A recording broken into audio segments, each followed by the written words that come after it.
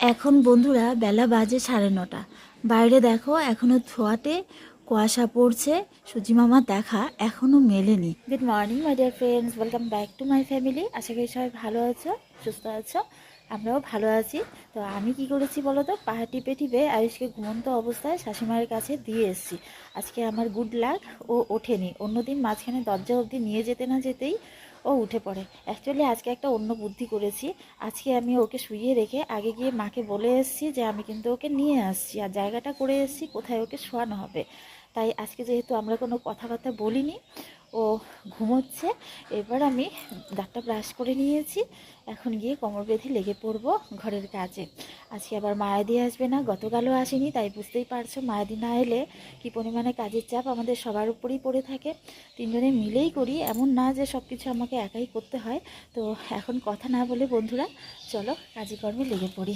আমার উপর চাপ বেশি, যেহেতু আয়ুষ খুব ছোট, ওর পুরো দেখভালটাই করতে হয়। পিছনের গেটটা খুলে এসেছিলাম একটু বাইরেটা তোমাদের দেখাতে।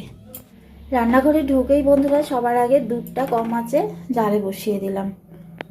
এবার এই যে এই বাসনগুলো রাতেরবেলায় ভিজিয়ে রেখেছিলাম ঠান্ডা জলে, আর ধোয়ার সামর্থ্য হয়নি, সাহস পাইনি। এখন সকালে দুধটা বসিয়ে সবার আগে বাসনগুলো মেজে নিচ্ছি। বাইরে কিন্তু আরও আছে যেগুলো আমার রান্নার কাজে লাগে, সেগুলোই আমি রান্নাঘরে ধুয়ে নিই। আর আমাদের এঁঠো থালা বাসনগুলো ওগুলো বাইরে আছে, ওগুলো পরে ধুবো। আগে এগুলো ধুয়ে তারপর একটু সকালের খাবারটা তৈরি করে নেব।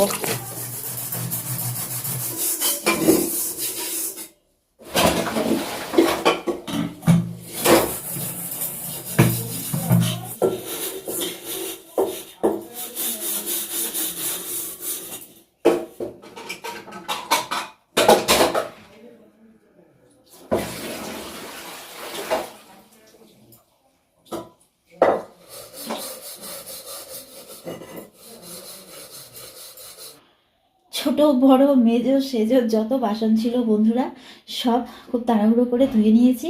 দুধের বোতল কালকেরটাও পড়েছিল, আজকেরটাও মিলে দুটো হয়ে গেছে। তো এবার ভাবছি একটু রুটি করে নেব। আয়ুষ এখনও ঘুমোচ্ছে, এক ছুটে গিয়ে দেখে এসছি। বাইরে যে বাসনগুলো রয়েছে খাবার থালাগুলো, ওগুলো আমার এখন দরকার নেই, থালা রয়েছে, যদি প্রয়োজন হয় ওখান থেকে নিতে পারবো। ওগুলো স্নানের আগে মাজবো। আটাটা মেখে নিচ্ছি বন্ধুরা, দেখি আজকে ছেলেটাকে একটু রুটি খাওয়াতে পারি কিনা। বেশ কদিন থেকে না সময়ের জন্য তৈরি করতে পারছি না। আটাটা মেখে বন্ধুরা যখন বেলবো রুটিটা, ঠিক তখনই মহারাজ উঠে পড়েছেন। চিৎকার করে মা ডাকছেন, তো কোনো মতে হাতটা ধুয়ে এসে কোলে নিলাম। এখন ঘুরছি কখন ওর পাপা আসবে, ধরবে, রুটিটা করে নেব। আর 5 মিনিট টাইম দিলে ওর খাবারটা আমি তৈরি করে নিতে পারতাম। আমাদের বাড়ির সামনে দেখো কি হচ্ছে।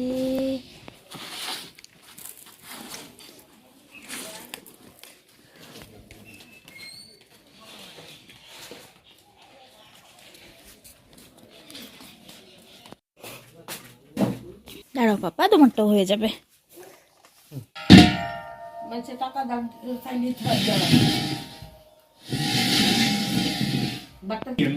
ভাত যদি নরম হয় তোমরা তো খাইতে পারবা না গো। রেগুলেটরটা আমিও লাগাইতে পারি, হ্যাঁ, ভারী সিলিন্ডারটা এখন টানতে পারি না। হ্যাঁ করছি, যাও তুমি যাও। না একদম পারফেক্ট ভাত হয়েছে। ভয় পেয়ে গেছিলাম, মাঝপথে গ্যাসটা শেষ হয়ে গেছিলো। আজকে বন্ধুরা 11টার পর থেকে না আয়েশের পাপা বাড়িতে ছিল না। ও 2টোর দিকে ফিরেছে, মানে যে টাইমটা দুপুরের কাজকর্মের ঝামেলা থাকে সেই টাইমটাতেই কেউ নেই। শাশুড়ি বৌমা মিলে ঘর মোছা, বাসন মাজা, রান্নাবান্না কী করে যে করেছি সেটা একমাত্র ভগবান জানে। তাই তখন না কোনো কিছুতে আমি ভিডিও করতে পারিনি, ক্যামেরা ধরার একদমই আমার সুযোগ হয়নি। তো এখন ভাতগুলো বসিয়ে আমি স্নানে যাই রোজ দিনই, তোমরা জানো। মাকে একটু বলে গেছিলাম ভাতটা উতলে উঠে নাকি লক্ষ্য রাখতে।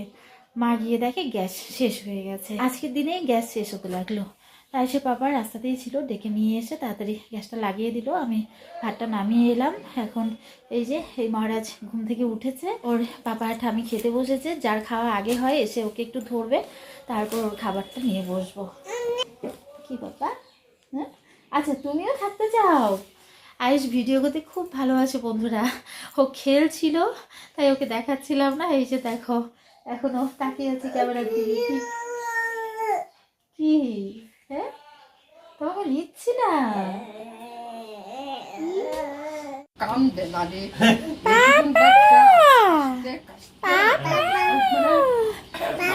আস্তে আস্তে হয়ে যায়। বাবু এখন তো তোমাদের কারোর খাবার না হলে পাপার খাওয়া রেডি করতে পারি না। ওয়াকারেও থাকে না, এমন দুষ্টু। কি কি হ্যাঁ পাপা নড়ে না, নড়ে না। আমি তোমাকে কোলে নিয়ে চেষ্টা করছি, নড়বা না, কোনো কিছুতে ধরবা না। একটা চোট আই, আরে আরে আরে আরে, ছোট্ট ছোট্ট পা দেখা যাচ্ছে তো। আয়েশের পাপার কথা হলো একটা পদ দিয়ে খাবে, কিন্তু সেটা খুব স্পেশাল হতে হবে, খুব টেস্টি করে রান্না করতে হবে। তো আজকে সেই মতো আমাদের একটা আইটেমই হয়েছে। এই যে দেখো, মাছের মাথা আনা ছিল ফ্রিজে, ওই মাছের মাথা দিয়ে মুড়ি ঘন্ট হয়েছে। মামি রেডি করে দিয়েছে, শাশুড়িমা রান্নাটা করেছে। সত্যি রান্নাটা দুর্দান্ত হয়েছিল, কারণ উনি রান্না করতে গেলে খুব টেনশনে থাকেন, তাই এই রান্না নামিয়ে আমাকে দিয়ে টেস্ট করিয়েছে। আর একটা ওনার সবচেয়ে পছন্দের খাবার যেটা, ওই আমাদের এদিকে যে পাওয়া যায় লাফা শাক, সব জায়গায় পাওয়া যায় কিনা জানি না, ওই লাফা শাকের ঝোল, ওটা মায়ের জন্যই করা হয়। আমি আর আয়েশের বাবা একদম ছুঁয়েও দেখি না। তো ওটা মা খেয়েছেন। আর ফ্রিজে ডাল ছিল, ডালটা গরম করা হয়েছে। এখন আমি যে একটা পাঁপড় ভেজে খাবো সেই এনার্জি বন্ধুরা আমার নেই। প্রায় 1.5 ঘন্টা ধরে আয়েশের সঙ্গে রীতিমতো যুদ্ধ করে ওকে একটুখানি খাইয়ে এসেছি। এখন বন্ধুরা আমার খাবার দাবারের ওপর কোনো ঝামেলা নেই, আমিও যা পাই তাই খেয়ে নিই। এই যে ডালটা জাল করেছিলাম, গতকালের ডাল, ওই ডাল আর মুড়িঘণ্ট দিয়েই খাবো। আয়েশের পাপা আবার একটা স্পেশাল জিনিস এনেছে, গঙ্গারামপুরের ক্ষীর দই এনেছে। এই যে দেখো, এটা আমি খেয়েছি, আনার সঙ্গে সঙ্গেই 1 রাউন্ড খাওয়া হয়ে গেছে। এখন যতটুকু এখানে আছে এটা আমি আর আয়েশের পাপাই খাবো। মামিকেও দিয়েছি, মাকেও দিয়েছি, উনি আর খাবেন না বলেছেন। তো ডাল আর মুড়িঘণ্ট দিয়েই খেয়ে নিই। ওই তো বাবা আসছে, দেখো আবার মা বেরোচ্ছে। এই রাস্তা দিয়ে গেলে আমার ভয় লাগে গো, মা যদি পড়ে যায় উপায় নাই। ও তাহলে বের হইছে। হ্যাঁ, তুই লাগাই দিয়েছিলা, আমার খুবই ভয় লাগে। বলে কিচ্ছু হবে না, আমি পারবো। ঠান্ডাটা বন্ধুরা মারাত্মক পড়ে গেছে, তাই কান টানটা একটু চাদর দিয়ে ঢেকে নিলাম। আমার শাশুড়িমা একটু বেরিয়েছেন, আয়েশকে নিয়েছিলাম, তো এখন আয়েশের পাপা আয়েশকে নিল, আমি রান্নাঘরে এসেছি রাতের খাবারের রেডি করতে। তো সকালবেলায় বন্ধুরা দেখেছো আমাদের রাস্তাটার পরিস্থিতি, পুরো রাস্তাটাই ড্রেনে পরিণত হয়ে গেছে। অ্যাকচুয়ালি রাস্তায় কাজ করা হচ্ছে। তোমরা তো আজকে দেখলে, যেদিন স্টার্টিং হয়েছিল কাজটা 26শে জানুয়ারি পরদিন, আগের দিন এত আনন্দ ফুর্তি করে অনুষ্ঠান হয়েছে, তারপর দিন রাস্তার পরিস্থিতি দেখে তো আমার মাথায় হাত। তোমাদের দেখানোর জন্য আমি একটুখানি ভিডিও করে রেখেছিলাম, সেদিন আমি কোনো ব্লগ তৈরি করিনি, শর্ট ভিডিও আছে, দেখতে পারবে।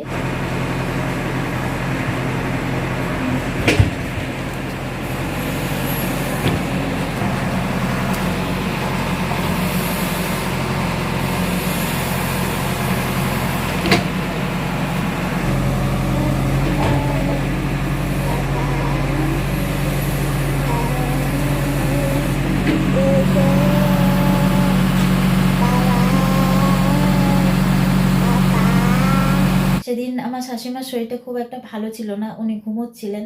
আর সে বাবা বেরিয়ে গেছে, আমি আয়েশকে বারান্দায় খাওয়াছিলাম। হঠাৎ করে না রাস্তায় মাটি খোঁড়ার আওয়াজ শুনছি, জেসিবির আওয়াজটা শোনা যাচ্ছে। আমি আবার ওই জেসিবিটাকে দেখিয়ে দেখিয়ে আয়েশকে খাওয়ানোর চেষ্টা করছি। আমি স্বপ্নেও ভাবিনি এরকম পরিস্থিতি আমাকে ফেস করতে হবে। তারপর খাইয়ে দাইয়ে তখন মনে হয় 12টা 12:15 বাজে, ভাবলাম যে সামনাসামনি ওকে একটু দেখিয়ে আনি। গিয়ে তো দেখি একদম পুরো রাস্তাটাই ড্রেন। আর আমাদের বাড়িতে যে ঢোকা হবে, বাড়ি থেকে যে বেরোনো হবে, সেই পরিস্থিতি বিন্দুমাত্র ছিল না। আমি সঙ্গে সঙ্গে আয়েশের বাবাকে ফোন করলাম, তুমি কি করে বাড়িতে ঢুকবে, আর এদিকে মায়ের শরীরটা খারাপ, যদি বাই চান্স ডক্টরের কাছে নিয়ে যেতে হয় কি করে নিয়ে যাওয়া হবে। ননাসকে ফোন করলাম, টেনশনে মাথা পুরো ঘুরছিল। শেষ পর্যন্ত পঞ্চায়েতকে ফোন করলাম, আমাদের পাড়ারই মেয়ে, তো ও পরে সঙ্গে সঙ্গে এলো এখানে, এসে মাটিটাকে একটু লেভেল করিয়ে দিল, তারপর ওই পায়ে হাঁটার প্যাসেজটা তৈরি করে দিয়েছে। এখন আর তেমন কোনো অসুবিধা হয় না, পায়ে হেঁটে ইজিলি যাওয়া যায়, সাইকেল নিয়েও যাওয়া যায়, বাইক টাইক ঢোকানো সম্ভব হয় না। আয়েশের পাপার একটু অসুবিধা হচ্ছে, বাইকটা যেহেতু বাড়িতে নেই, সকাল বিকাল দুপুর ওর তো কোনো ঠিক ঠিকানা নেই, যখন তখন বেরোতে হয়। তো ওই আরেক বাড়িতে রাখা হয়, আমাদের গলিতে ঢুকতেই একটা বাড়িতে বাইকটা আছে, খুব সুন্দরভাবেই খুব নিরাপদেই আছে, কিন্তু চলাফেরা করতে একটু অসুবিধা হচ্ছে। তো কিছুদিন তো একটু ফেস করতেই হবে, ভালো কিছু পেতে হলে তো একটু কষ্ট ভোগ করতেই হয়। পুরো রাস্তাটাতেই ড্রেন হবে, পার্ট পার্ট করে হবে। আমাদের বাড়ির সামনে জায়গাটা দিয়ে স্টার্ট হয়েছে, তারপর 2-3 বারে মনে হয় পুরো রাস্তাটা কভার করবে।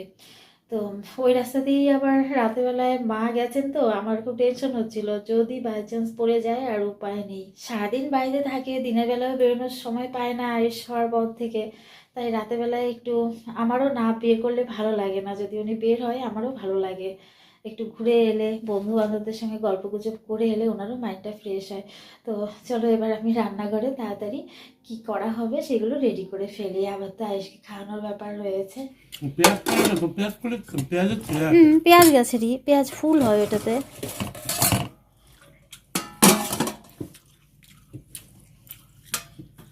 এটা তোমাকে একটু দিই, আমার এতটা লাগবে না। আমার লাগবে না, লাগবে না তো। তুমি, আমি জানি তুমি আমার জন্য রাখছো, ডালটা আনি নেই।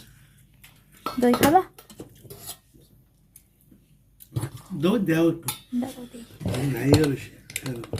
এগুলো দেখতেই অনেক বড় পাত্রটা। ওরা বলছে তো গঙ্গারামপুর গেলে লস। ডাল নিতে একটু তোমার কমে ছিল, এখানে অনেকটা ডাল ছিল ওর। বলবে আইডিয়া করে ভালো, কোনো ব্যাপার না। তুমি আর খাবে হবে হবে হবে, আর না আর না আর না। আরে আসছে তাই তো। অনেকটাই। এই তোমাদের যে একটু নামতে হবে শোনা। খেলু গেলু করছো পাপার সঙ্গে, খাবার খায় না পচা। না না না না, একটু পাপার কোলে ওঠো। হ্যাঁ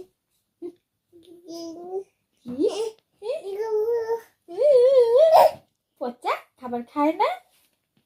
প্রায় 1.5 ঘন্টার মতো বসে থেকেও বন্ধুরা রাতের খাবারটা 3-4 চামচের বেশি খাওয়াতে পারিনি।